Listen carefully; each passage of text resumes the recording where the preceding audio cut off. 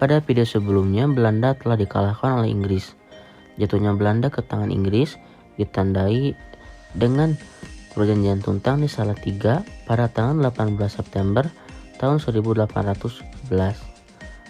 Sekarang kita akan membahas perkembangan kolonialisme Inggris di Indonesia yang berlangsung dari tahun 1811 hingga 1816. Pada tanggal 18 September tahun 1811, Raffles mengeluarkan 3 prinsip. Yang pertama, segala bentuk kerja rodi dan penyerahan wajib dihapuskan. Yang kedua, peranan bupati sebagai pemungut pajak harus dihapus.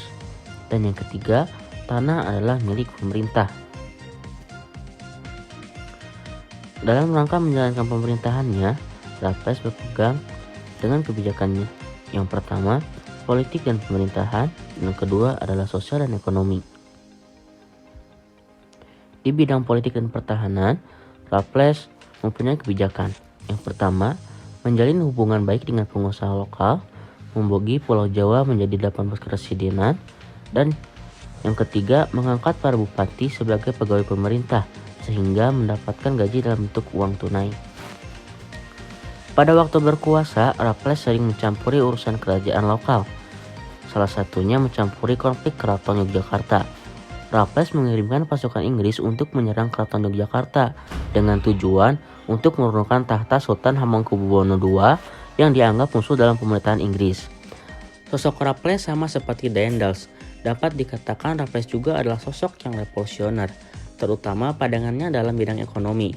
Raffles ingin memajukan perekonomian Indonesia dengan tujuan untuk meningkatkan keuntungan pemerintahan Inggris. Beberapa kebijakan Raffles diantaranya menghapus segala bentuk penyerahan wajib, menghapus sistem kerja rodi dan perbudakan, memonopoli garam, menjual tanah kepada swasta dan melanjutkan penanaman kopi, memberi kebebasan dalam usaha perdagangan, dan yang terakhir memberlakukan sistem sewa tanah. Menurut Raffles, pemerintah adalah pemilik satu-satunya tanah yang sah. Oleh karena itu, diterapkanlah sistem sewa tanah yang disebut dengan land rent. Dengan ketentuan, petani harus menyewa tanah meskipun ia pemilik tanah tersebut. Harga sewa tanah bergantung pada kondisi tanah. Yang terakhir, pembayaran sewa tanah dilakukan dengan uang tunai. Raffles adalah pemimpin yang berpandangan maju. Ia ingin memperbaiki tanah jajahannya dan meningkatkan kemampuan rakyat. Raffles menetapkan desa sebagai unit administrasi pemerintah agar desa akan lebih berkembang. Jika desa berkembang, maka produksi akan meningkat. Produksi itu adalah rempah-rempah. Jika produksi meningkat, maka hidup rakyat akan lebih membaik.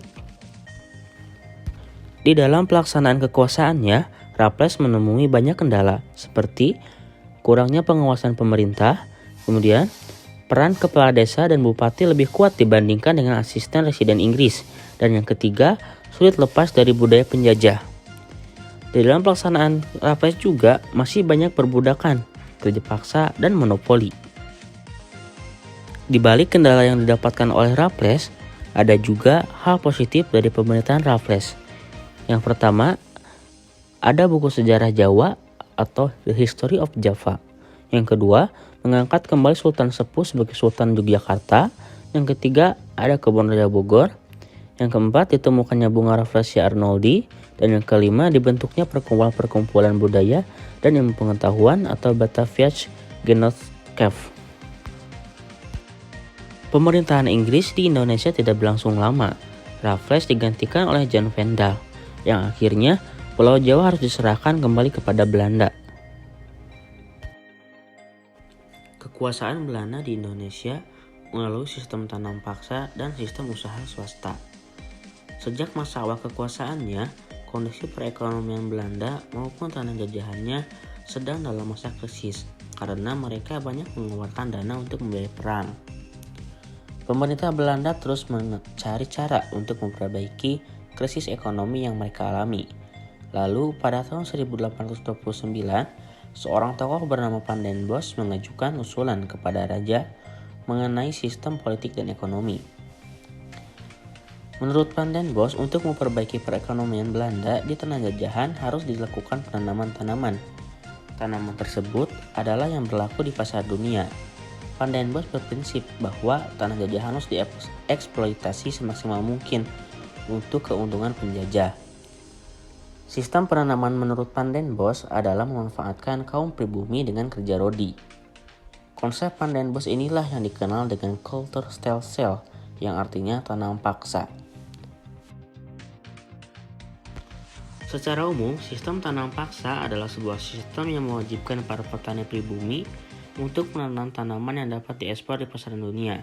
Adapun ketentuan lembaran negara pada tahun 1834 nomor 22 mencakup petani harus menyediakan 1/5 luas tanah miliknya. Tanah yang digunakan adalah tanah yang bebas pajak.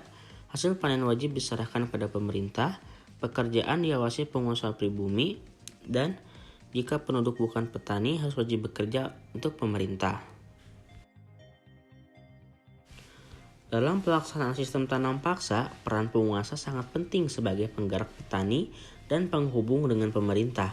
Para penguasa pribumi diberi bonus atau yang disebut dengan kulturprosenten. Semakin besar hasil setoran pertanian, semakin besar bonus didapatkan dari pemerintah Belanda. Oleh karena itu, para penguasa pribumi memaksa petani menanam sebanyak-banyaknya. Adanya kulturprosenten memicu banyaknya penyelewengan. Dalam pelaksanaan sistem tanam paksa, penyelewengan tersebut adalah tentang luas tanah. Di dalam ketentuannya, tanah yang digunakan untuk tanam paksa hanya kurang dari 1/5 luas tanah petani. Namun di dalam pelaksanaannya, luas tanah yang digunakan adalah lebih dari 1/5, bahkan lebih dari 1/2 luas tanahnya. Pelaksanaannya umumnya tidak sesuai dengan ketentuan, baik dari segi luas maupun dari waktu penanaman. Sistem tanam paksa telah melanggar HAM karena membawa penderitaan bagi rakyat bumi. Sementara itu, Belanda telah mengeruk keuntungan dari Indonesia. Dari tahun 1831 hingga 1877 dengan mendapatkan 832 juta gulden, sehingga utang-utang VOC telah terlunasi dan benteng-benteng telah dibangun kembali. Sistem tanam paksa memang memperbaiki perekonomian Belanda, tetapi pelaksanaannya yang tidak manusiawi yang menimbulkan pro kontra di kalangan elit politik Belanda. Tim pro adalah kelompok konservatif dan sebaliknya kontra adalah kelompok liberal. Kemudian terbit 2 buku yang semakin mendorong pro dan kontra.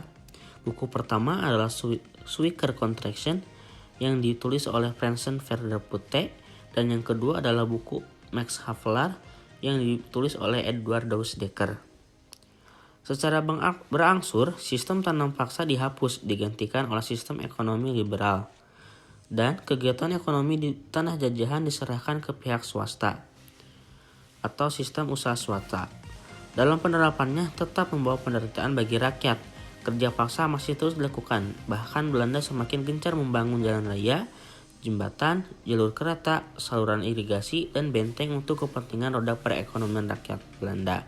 Di samping harus melakukan kerja paksa, rakyat masih harus membayar pajak dan hasil pertanian pun menurun. Akhirnya rakyat pribumi tetap menderita.